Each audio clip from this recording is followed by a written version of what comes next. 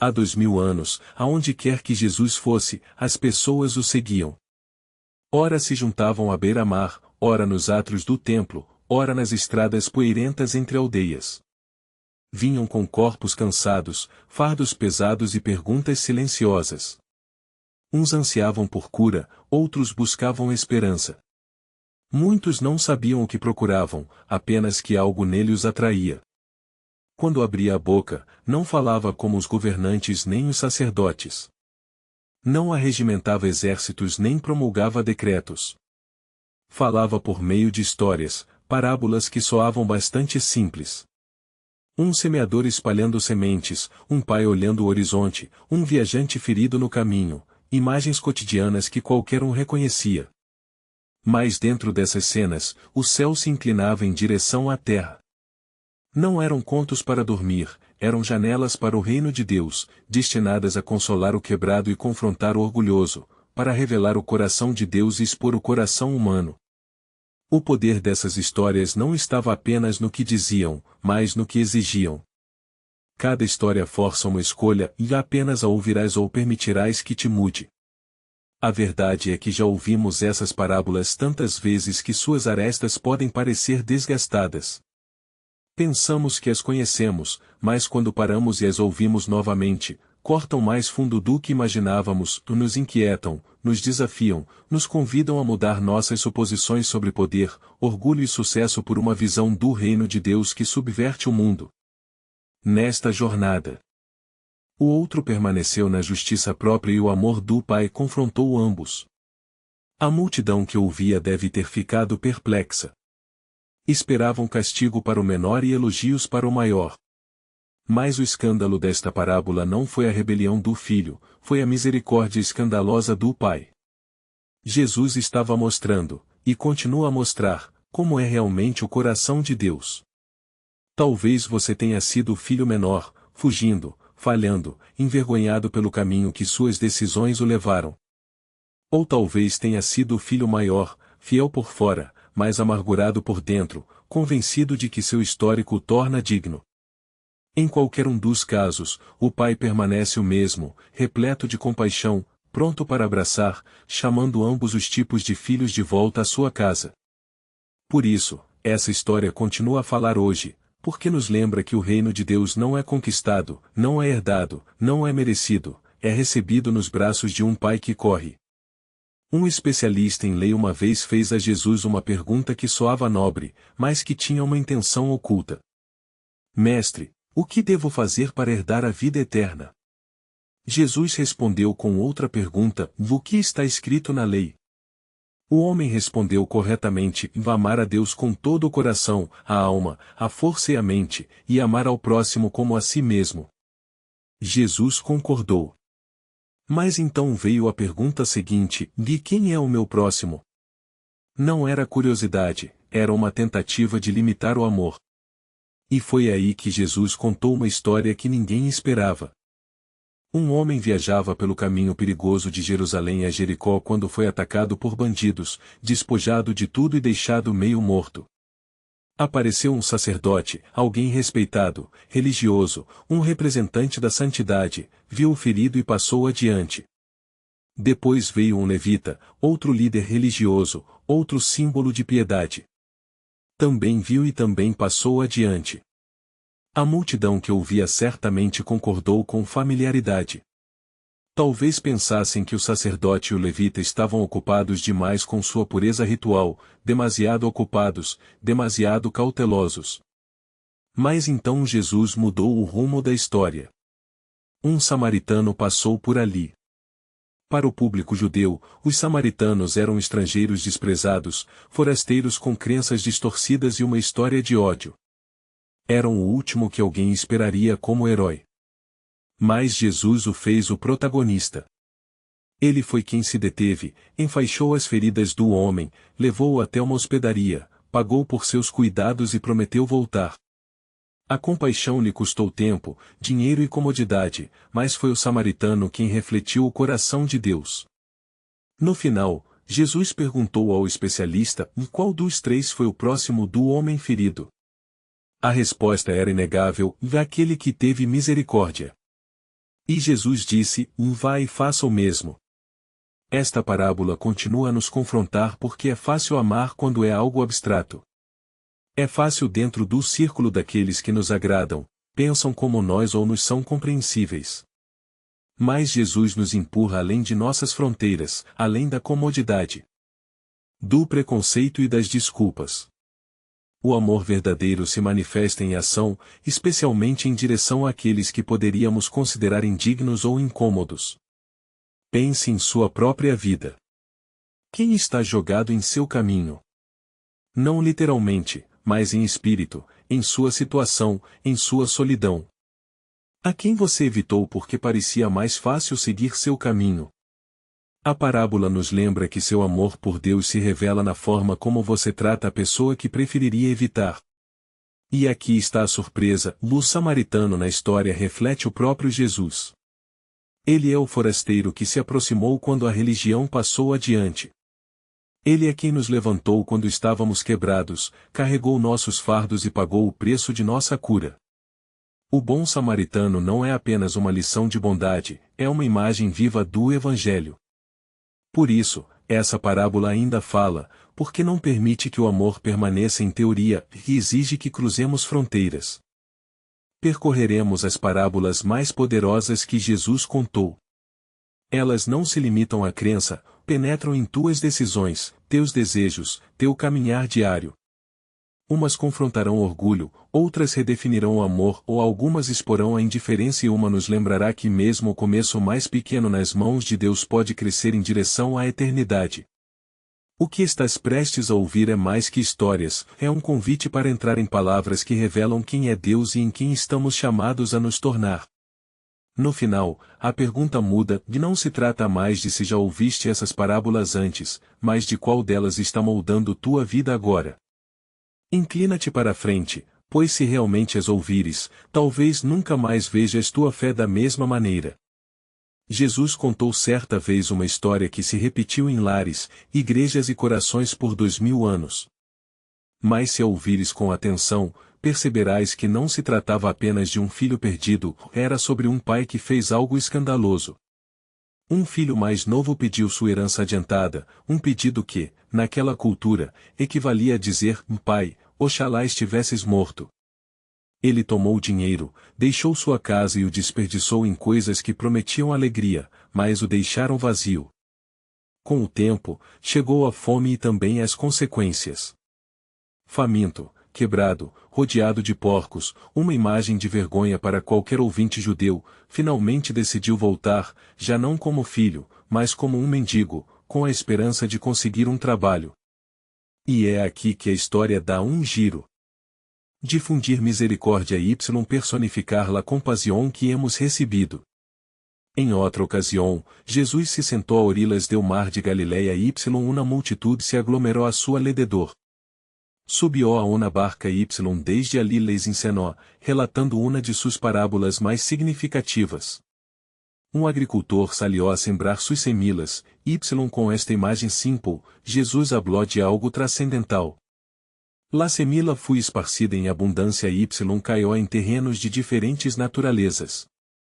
Parte caiu em el sendero y las aves la devoraram antes de que pudiera germinar. Outra parte caiu em terreno rocoso, brotou rapidamente, pero se secou debido à la falta de profundidade. Outra caiu entre espinas, cresceu, pero fui sofocada por las malezas, mientras que outra parte caiu em terra fértil, echó raízes, floresceu y produjo uma cosecha superior a lo esperado. Quando os discípulos lhe perguntaram por el significado, Jesus explicou que la semilla representa la palavra de Deus, los suelos simbolizam los corazones humanos, y la cosecha depende de la condição del terreno que recebe la semilla, no deu poder de esta, e que la palavra de Deus nunca pierde su fuerza. Algunos corazones permanecem endurecidos, y la palavra apenas los toca antes de ser levada por las distracciones ou dudas. Outros respondem com emoção, pero sem profundidade, la fs marchita ante las adversidades. Algunos corazones estão repletos de espinas, preocupações y deseos mundanos, y la fs asfixia bajo la presión. Sin embargo, Los corazones humildes y receptivos se conviertem em tierra fértil donde la palabra de Deus cresce y transforma vidas. La cuestión no es se la palavra de Deus es lo suficientemente poderosa, sino como la recibe tu corazón. Esta parábola nos invita a reflexionar sobre que tipo de terreno somos hoje e se somos caminho apresurado y distraído, terreno pedregoso y superficial, suelo espinoso atrapado por las preocupaciones mundanas ou uma buena tierra lista para escuchar y obedecer. Lo essencial es que o terreno pode cambiar, la tierra dura pode ser transformada, los espinos podem ser eliminados y o terreno superficial pode ser profundizado. O Espírito de Deus sigue preparando corazones, pero debemos estar dispuestos. La pergunta é se la palavra de Deus queda em nós outros como eco passageiro echa raízes y da fruto, porque o fruto é la evidência de coração que realmente escucha. La parábola do sembrador trata de permitir que la palavra de Deus viva y eche raízes em nós outros, transformando nuestras vidas desde dentro. La semilla contiene vida eterna, y la cosecha de nuestro corazón revelará si solo oímos o si realmente la recebimos. Jesus utilizava com frequência imagens familiares para seus oyentes. Em outra ocasião, les contou que o reino de los cielos é como homem que sembrou buena semilla em su campo, pero mientras dormia, su enemigo sembrou cisana entre o trigo. Quando o trigo brotou, também lo hizo la cisana, lo que alarmou a los trabajadores, que se perguntaram se deviam arrancá-la. El dueño les aconsejou esperar hasta la cosecha, porque tentar separá-la demasiado pronto poderia danar também o trigo. Solo ao final se hará evidente la diferencia e o trigo será recogido em graneros, la cisana será atada e queimada. Esta parábola nos incomoda porque aborda a tensão que sentimos em nossas vidas y em el mundo. Jesus responde com paciência que, por ahora, o trigo y la cisana crescem juntos, y o reino avança.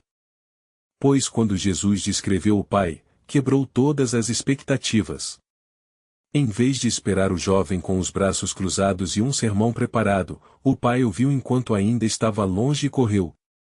Naquela cultura, homens mais velhos não corriam, considerava-se indigno. Mas Jesus disse que esse pai arregaçou a túnica, correu pelo caminho e se atirou ao pescoço do filho sujo, que nem sequer havia terminado sua desculpa. Não apenas o recebeu, o restaurou. Túnica em seus ombros, anel em sua mão, banquete em sua honra.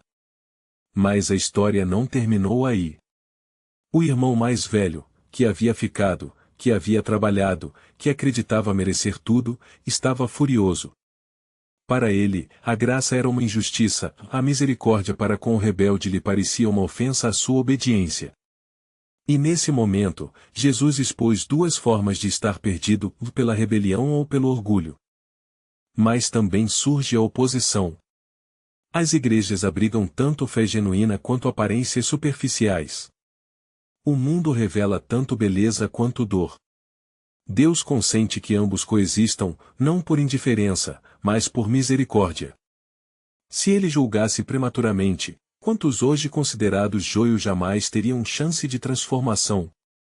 Quantos de nós, antes que a graça criasse raízes, teríamos sido eliminados?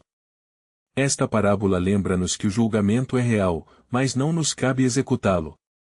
Nossa tarefa não é erradicar o joio, nem decidir quem é trigo e quem não é. Nossa missão é crescer fielmente onde Deus nos plantou, confiando que o Senhor da colheita fará a separação com justiça perfeita quando chegar o momento.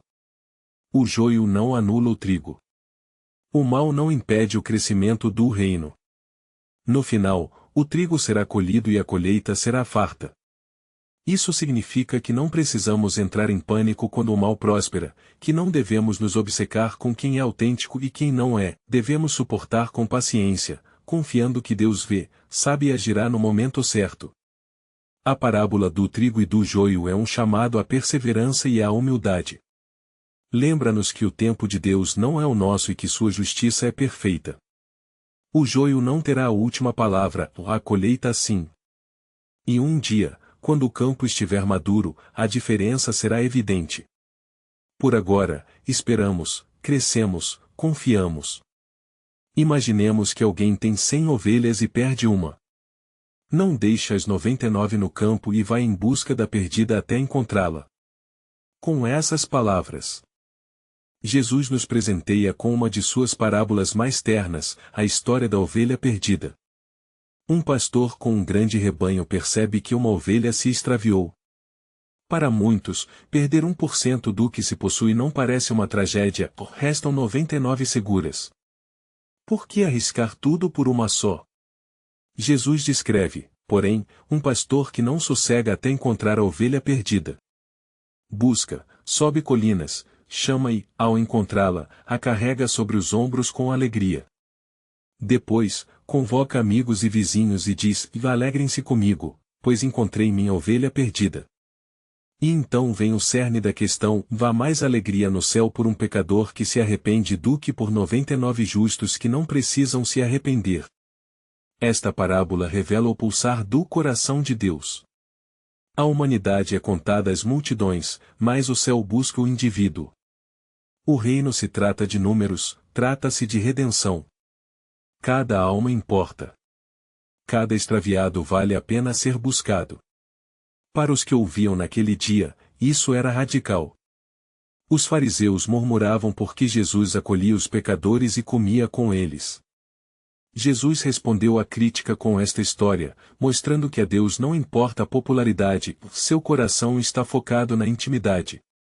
As 99 estão seguras, mas sua urgência dirige-se ao que ainda está em perigo.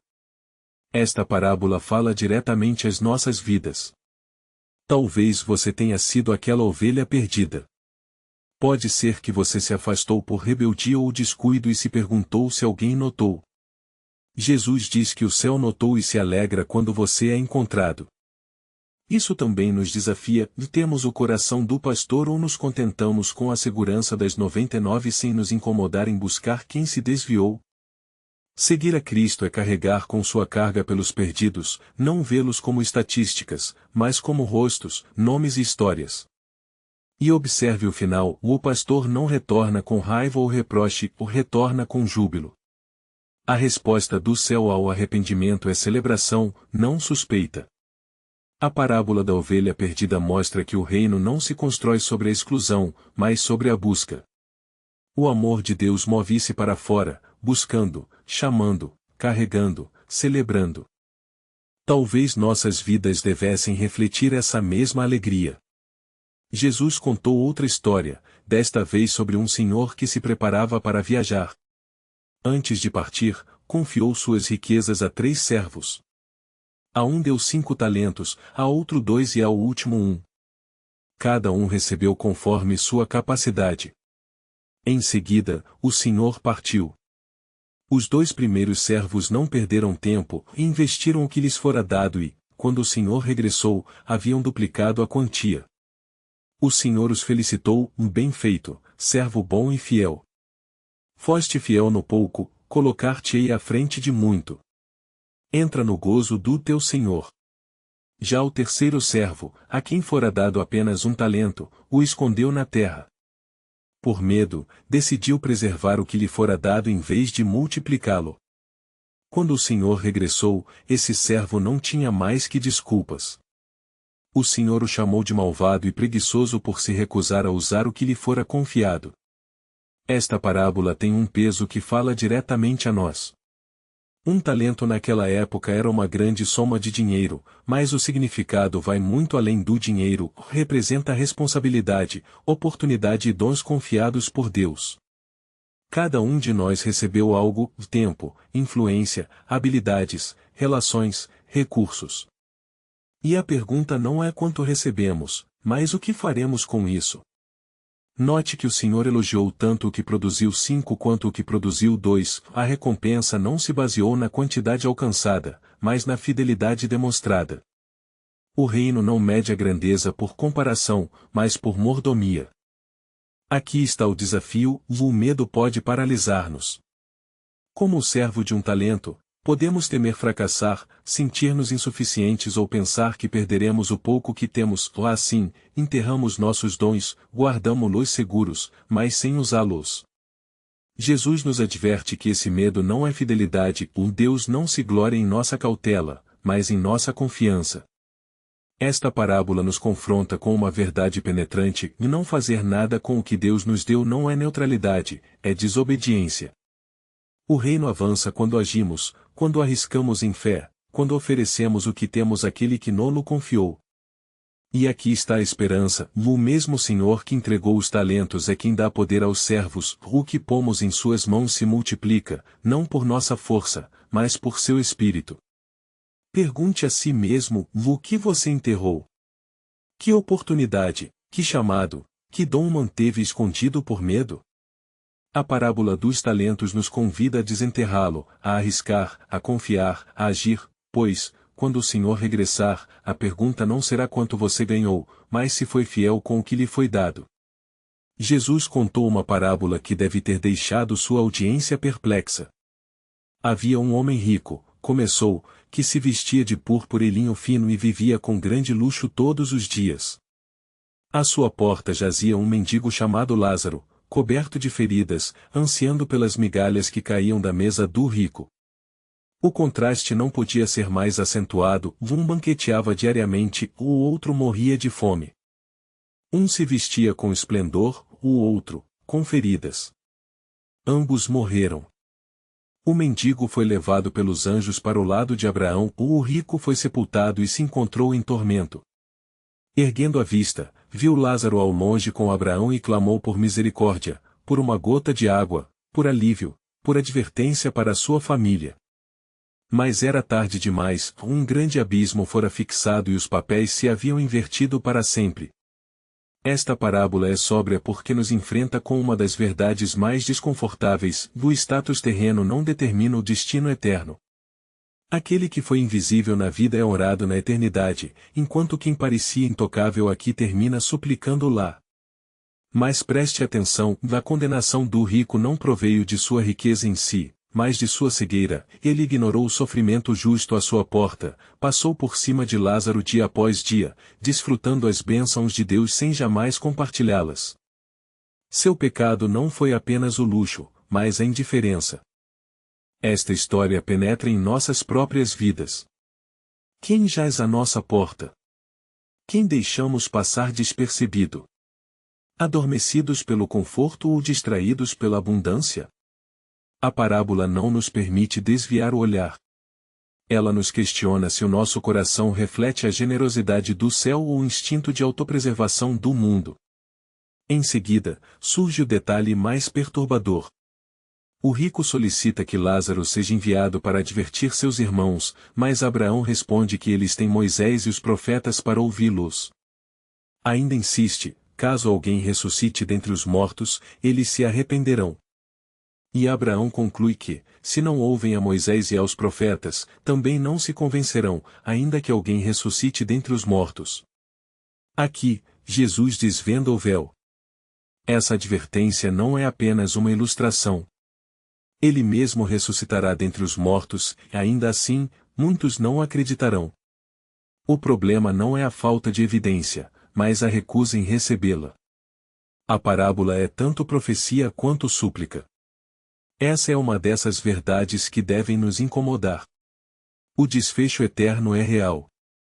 O céu celebra o pobre que se agarra a Deus, enquanto o inferno recebe o autossuficiente que nunca reconheceu sua necessidade.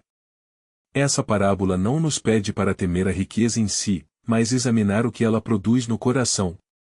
O conforto nos cega, o privilégio nos ensurdece diante do clamor dos Lázaros às nossas portas, pois um dia as portas se fecharão e o que ignoramos aqui pode ressoar pela eternidade. Jesus contou essa parábola para aqueles que confiavam em sua própria justiça e desprezavam os demais. 2 homens subiram ao templo para orar. Um era fariseu, a imagem mesma da devoção religiosa. O outro era um coletor de impostos, desprezado por ser corrupto e traidor. O fariseu se pôs de pé, apartado, e orou consigo mesmo: Deus, eu te dou graças porque não sou como os outros homens, ladrões, malfeitores, adúlteros, nem como esse coletor de impostos. Jejuo 2 vezes por semana e dou o dízimo de tudo o que recebo. Suas palavras soavam piedosas, mas seu coração estava repleto de orgulho. Ele não falava com Deus tanto quanto se exaltava a si mesmo. Mas o coletor permaneceu à distância, sem sequer erguer os olhos ao céu. Golpeando o peito, dizia simplesmente: Deus, tem misericórdia de mim, pecador. E Jesus declarou: eu lhes digo que este, e não o outro, voltou para casa justificado diante de Deus. Pois todo aquele que se exalta será humilhado, e aquele que se humilha será exaltado. Essa parábola corta profundamente, pois nos lembra que Deus não se deixa impressionar por aparências. Ele não se comove com orações longas, palavras eloquentes ou atos religiosos vazios. O que ele busca é a verdade no íntimo, um coração que reconhece sua necessidade e clama por misericórdia. Para aqueles que ouviam nos tempos de Jesus, essa inversão foi impactante. O fariseu era admirado como justo. O coletor era desprezado como ímpio. Mas foi o coletor quem saiu perdoado, enquanto o fariseu se foi vazio. Essa história nos obriga a fazer perguntas incômodas: quantas vezes nos comparamos com os outros em vez de confessar nosso próprio pecado? Quantas vezes acreditamos que nossa disciplina, nossa frequência à igreja, nosso serviço, nosso dízimo são prova de justiça, enquanto nosso coração permanece orgulhoso? A oração do coletor é uma das mais breves das Escrituras, mas carrega o peso da eternidade. Deus, tem misericórdia de mim. O céu não ouve pela eloquência, ouve pela honestidade. E a honestidade abre caminho para a misericórdia. A beleza dessa parábola é que ela oferece esperança a todo aquele que se sente indigno, ignorado ou manchado demais pelo fracasso para se aproximar de Deus. Se você se sente como esse coletor, quebrado, envergonhado, sem saber o que dizer, tenha ânimo. Jesus diz que sua oração é aquela que Deus recebe. Não é a força da sua folha de vida espiritual que o aproxima de Deus, mas a humildade do seu coração. Quando oras, estás no centro enumerando teus feitos ou longe, golpeando o peito e sussurrando por misericórdia? Pois no reino, o clamor mais baixo é ouvido mais forte do que a atuação mais elevada. Jesus contou outra parábola simples, mas surpreendente. O reino dos céus é como uma semente de mostarda que um homem semeou em seu campo. Embora seja a menor de todas as sementes, quando cresce, torna-se a maior das plantas do jardim e chega a ser uma árvore, de modo que as aves vêm e aninham-se em seus galhos.